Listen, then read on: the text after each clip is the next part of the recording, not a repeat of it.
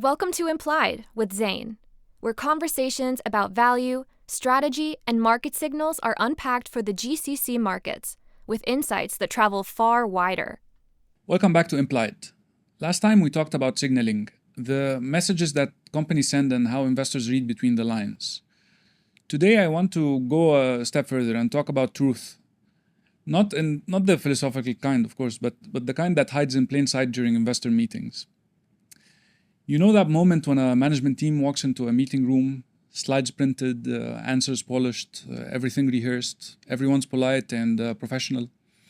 But one investor in the room isn't just listening, she's observing, she's connecting the dots. And this is a story about her.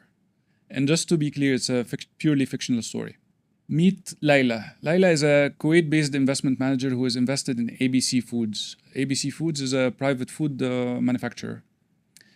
Laila and a few other investors are attending an investor update at ABC's headquarters. On paper, the company looks solid, revenue growing double digits, margins steady, a new ready-to-eat snacks line gaining traction. And the CEO, Ahmed, is projecting confidence. But Laila has seen enough perfect stories to know that the confidence can mask some complexities. She's not there to find faults. Actually, you know what? Some investors do, but in my experience, that is a minority. But Laila is simply there to do her job, to find truth and to get clean answers without turning the room defensive. Over the years, she studied negotiation and behavioral psychology, techniques that help people read tone, spot hesitation, and build trust quickly. So when it's her turn to speak, she doesn't dive straight away into financials. She builds rapport first. Ahmed, congratulations on the Saudi expansion. Logistics at that scale is tough, and I imagine that took a lot of coordination. Simple, respectful. It's what psychologists call the liking principle. Simply the notion that people open up to those who acknowledge their effort.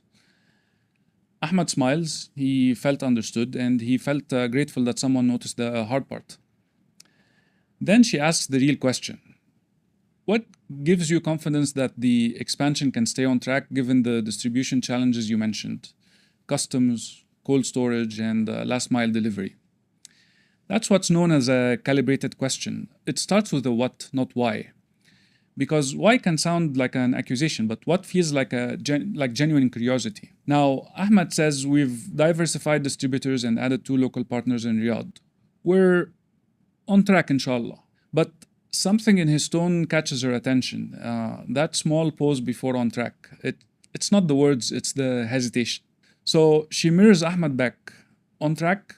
The mirroring technique here is intended to encourage Ahmed to elaborate. And he smiles and says, we had a few sleepless nights, to be transparent. The cold chain is still tight in summer and supplier lead times can be unpredictable. And there it is. That line wasn't in the slides. So she takes note. Later in the session, another investor asks, are you planning to take on debt? And Ahmed's tone started to shift. No, we would never take risky debt. We're disciplined. The answer isn't wrong, but it felt defensive. Debt isn't necessarily bad. What matters is, of course, structure and headroom, among other variables. But Laila also notes the shift because Ahmed seems to be trying to convince but not convey. And she thinks to herself, this is probably worth exploring later on. After the group session, Laila requests a one-on-one meeting with Ahmed. And a week later, she's in his office. No audience, no slides, just a conversation. They start with small talk, of course, family, travel, geopolitics. Laila is building rapport again and she's listening. Eventually, Ahmed started talking about upcoming investments, new factory and expansion into new cities. And Laila doesn't interrupt because she learned that the more the other person talks, the more you learn. And when the moment was right, she asks, how are you planning to fund those projects if revenue comes in lower than expected due to the supply bottlenecks? And that's another calibrated question. It's a how question. It's meant to invite collaboration rather than challenge Ahmed. And Ahmed answers mostly from internal cash flows.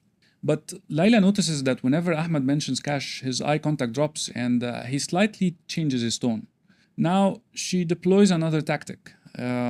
She stays silent and she waits because silence is uncomfortable, but it is effective. it gives the other person space and pressure to keep talking. And Ahmed says we might use a revolving credit facility just as a backup, only if revenue slows. And there it is again, detail that wasn't mentioned before. And Laila says, got it. So a facility is there as a contingency. No judgment, no victory lap, just acknowledgement. And the meeting ended on good terms. But Laila doesn't stop there because information shifts, narratives evolve, and memory drifts, of course. So a few weeks later, she schedules a short call with Ahmed, framed as a follow-up. She listens for consistency. Do his explanations hold up? Does the language change? Are timelines shifting? Cross-referencing the same person across different contexts is one of the oldest intelligence tricks. If a story changes slightly each time, it usually points to uncertainty somewhere. Then Laila widens the circle, a call with the CFO, a chat with the financial controller, even an informal conversation with the head of procurement who she knows through mutual contacts. If everyone tells the same story, it's likely close to truth. But if the details don't align, she knows that it's something probably worth digging into.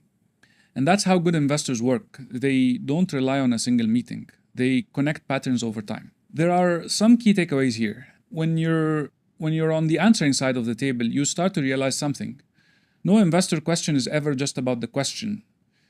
Every line they throw is a probe into your conviction, not just your data. And they're listening for hesitation. They're listening for over-explanation, for consistency, for subtle changes in tone and body language, because truth in these rooms is rarely handed over. It's implied, usually. Good investors cross-reference you like a forensic analyst. They remember what you said 3 quarters ago, what your CFO hinted at last time, what your tone sounded like when things were going well. They build a mental picture of your narrative versus your numbers, because that's how they probe risk and price it. So if you're the one speaking, what matters isn't just what you say, it's what you don't. That micro pause before an answer, or that increase in energy when talking about profit versus cash flow, those are the tells. And investors aren't immune either. You learn to read their signals. Who's probing to understand? Who's probing to unsettle? And who's pretending to listen while already drafting their model adjustments? It's a room full of professionals decoding each other. So what's implied here? Some investors assume executive teams are evasive by default, and some executives assume investors are out to corner them. Both assumptions miss the point, really. Meetings aren't interrogations. They are exchanges of information, dialogue, negotiation, even empathy. And truth doesn't really come from grilling, but from asking better questions and from listening to what's said and what isn't. Laila didn't outsmart Ahmed, but she created the right conditions for transparency. A bit of empathy, a bit of silence, and questions asked at the right time. When done right, both sides leave the meeting with sharper insight and greater trust, of course. Next episode, I'll talk about why storytelling is as important as numbers. I am Zein, and this is Implied. Thanks for listening. You've been listening to Implied. If you found this useful, follow the show and share it with a colleague or friend. It helps more people discover the conversations. For episode alerts and show notes, subscribe at impliedpodcast.com. And if you have thoughts, questions, or even pushback, we'd love to hear from you. Remember, nothing here is an endorsement or investment advice. Thanks for listening, and see you next time.